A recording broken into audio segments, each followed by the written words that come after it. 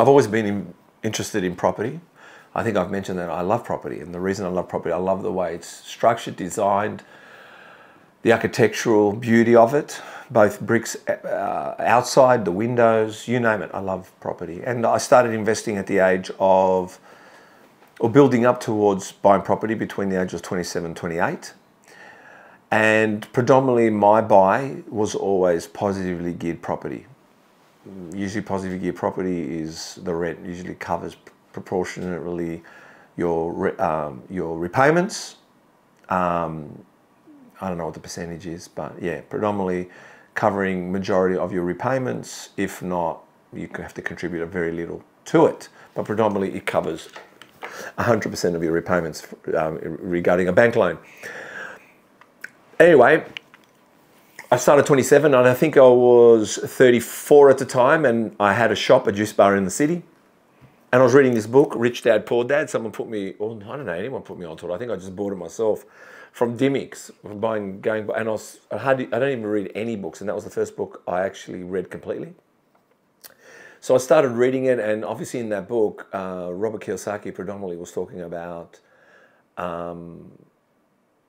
buying something, well, he was buying property for nothing. He was buying it in the holding period between loans. He'd break up the property, I think sell it off in pieces, or whatever he did, he knew how to make money from nothing. And so I was reading this book, I was in business, I was into positive gear property, but I felt there wasn't much going on in Australia, let alone did I know anything going on overseas. So the building management decided to get all the shops in the centre audited to see if they're working at their maximum potential and if there's anything that they need or we need help with to maximise our growth, productivity and profitability. I had this girl come to my shop and she was booked in. She came in and she said to me, she looked at the shop, looked at what I did and said, there's actually nothing we need to talk about. Your shop's at its optimum and running perfectly. I said, that's great. And she goes, so I'm here for an hour. You can ask me any questions. And my first question was is, what makes you be able to audit my business? And she said, well, I had a business. And I said, well, you had. What still makes you audit my business? And she said, well, I think she had a bakery, which funny enough, that's another book I read, which was about a baker, which was the E-Myth. But anyway, she said, as we talked about her being in business, I said to her, okay, what are you doing now besides this? And she goes, I buy positively geared property. And my ears pricked up. And I said, whoa, positive geared property. Where in Sydney, this is how naive I was, where in Sydney can you find positive geared property at the moment? She goes, I don't buy any in Sydney. She goes, I buy them in New Zealand. I went like, what? New Zealand? I said, where? And she goes, Christchurch. And then she gave me some examples. And I was like, what? Is this possible? And because I was reading Rich Dad, Poor Dad, I'm thinking, you know, he's talking about property, he's talking about money, he's talking about business, he's talking about cash flow. Making money from nothing. And again, I didn't know all these things. She told me, you know, that some of the rules in property buying in that country.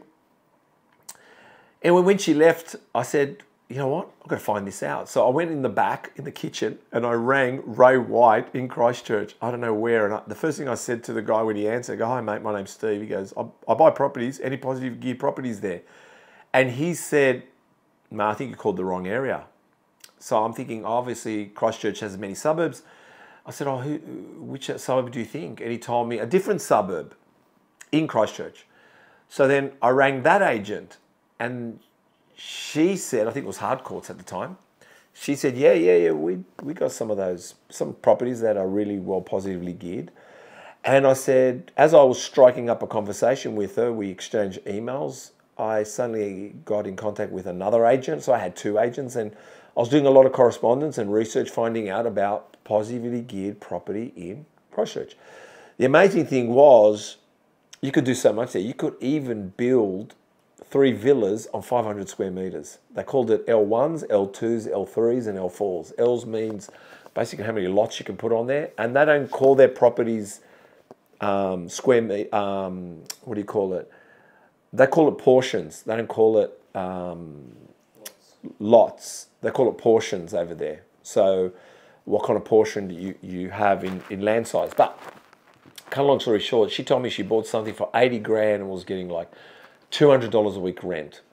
Going back a little bit, so I'm thinking this is impossible. So I'm finding out it was possible. I'm finding out all this information, and I knew if I was going to go there, I need to jump on a plane and do so. At the same time, Richard Branson was launching Virgin flying to New Zealand and some amazing special rates. I just had I just got married about a year before that, and I just had my first child, and I was 3 years into my business, and I said to my wife, I think I've got to go to New Zealand. And she was encouraging, and I was listening constantly on the radio, hearing Virgin's flying to Christchurch, Virgin's flying to New Zealand, Virgin's flying to Christchurch, and really affordable prices. And I said, all right, I've got to go. I've got to leave my business behind. I've got to leave everyone behind. I'm going to go to Christchurch. So I booked this hotel room. I booked the planes. And I said, I'll go for 8 days. Thinking, 8 days gives me a bit of time. Like I said, I knew no one. I had no friends except these 2 real estate agents.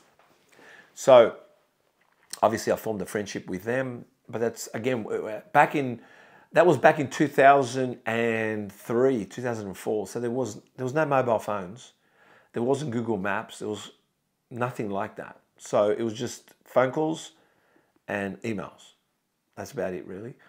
And so I booked it, booked accommodation, booked for a car, and I booked the plane. And flying over there, I was reading again The Rich Dad Poor Dad, and the flight hostess said to me, oh, that's a really great book. It's motivated me to go do some stuff. And I thought, wow, this has got to be a good book. Anyway, I get to Christchurch in the middle of the night. They take me to my motel. And that night, I walk into this motel, and it looks like it's a pensioner's home.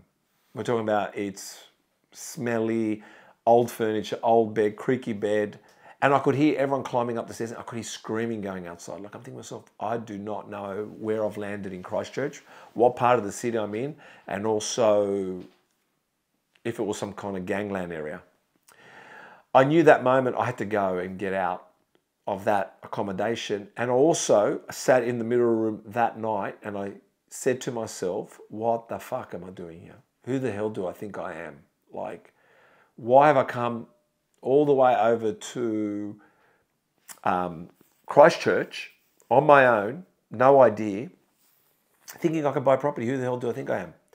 At the same time, while I was in Christchurch, my brother-in-law and his mate, best man, were in Auckland looking at properties. So there's 2 of them. I didn't know they were there, but I found out they were there. And looking at the same options or ideas that I was looking at, funny enough.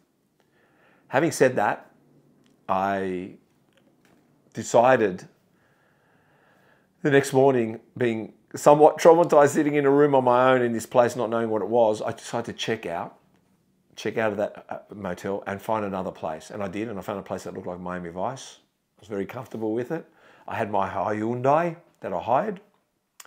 And then that day I met the agents, and that first day I saw that many properties. It didn't stop.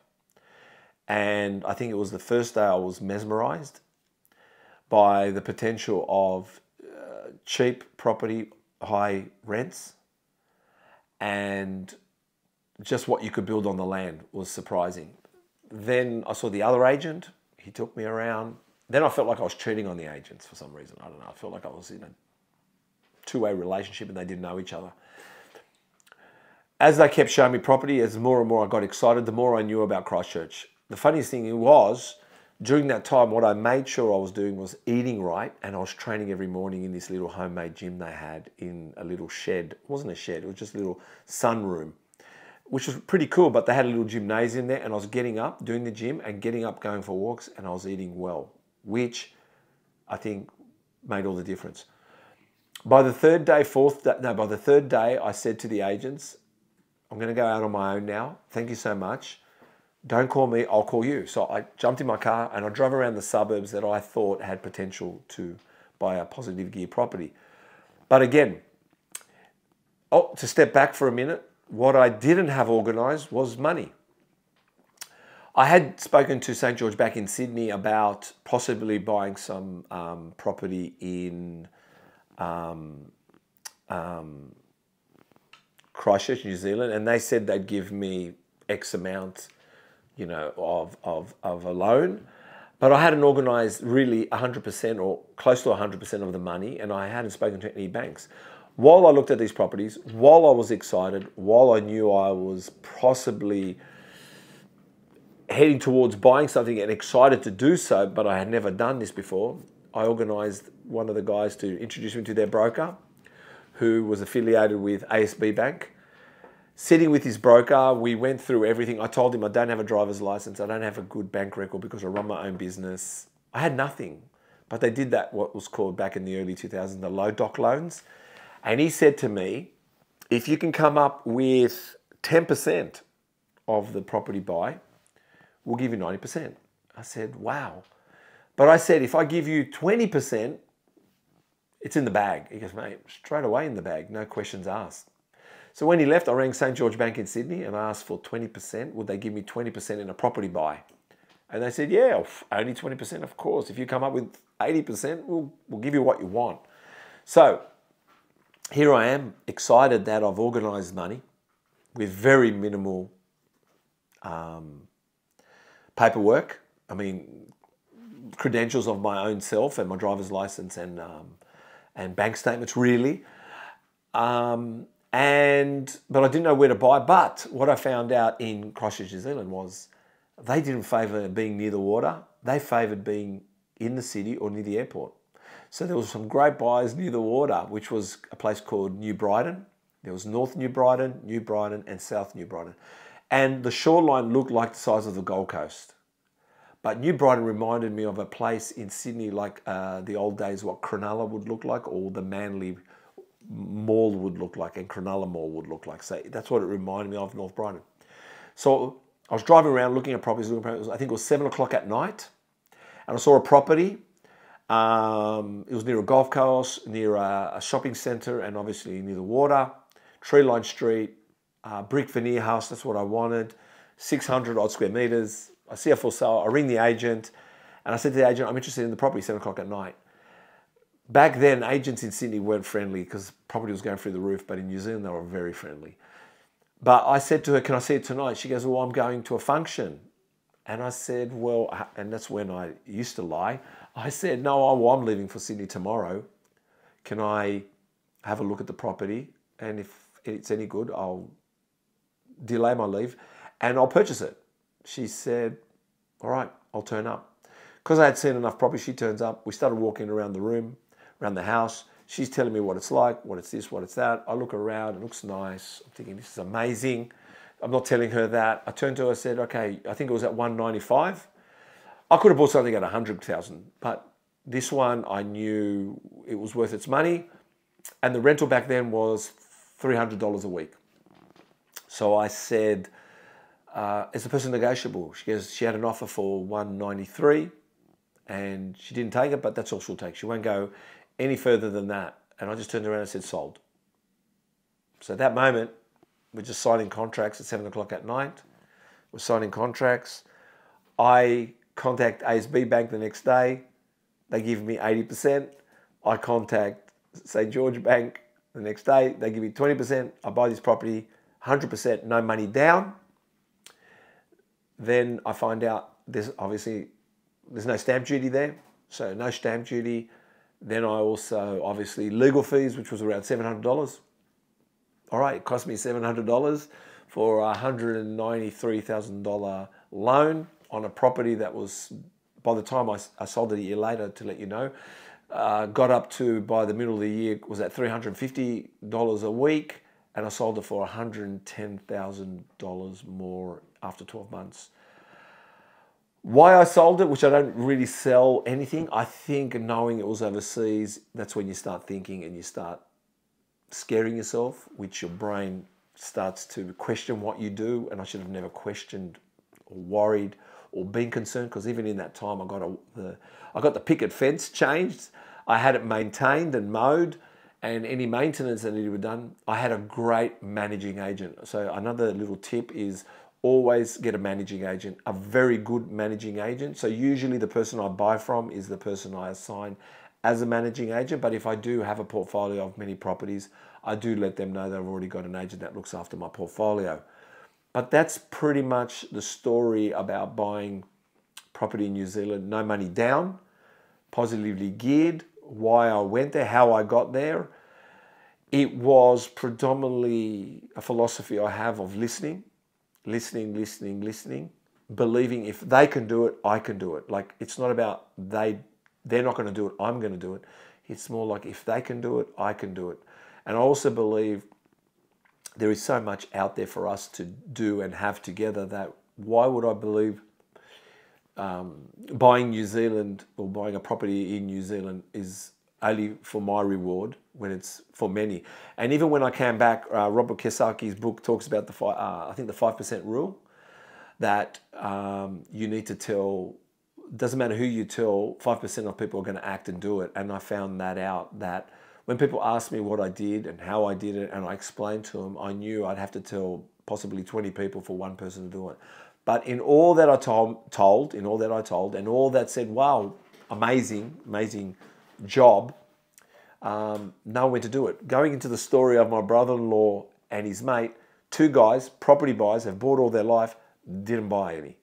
And the reason they didn't buy is they possibly questioned, possibly hesitated, but I was by myself reading this book and I knew one thing, and I learnt this from my dad, what I could have done, and I knew that was not going to be my vocabulary. So I did it, so I don't say the word what I could have done. And again, listening, asking questions and sharing. The information's free, I don't own it, no one owns it. If you've got something good, I want to know about it. If I've got something good, you're going to find out about it. And that's basically me buying property in New Zealand.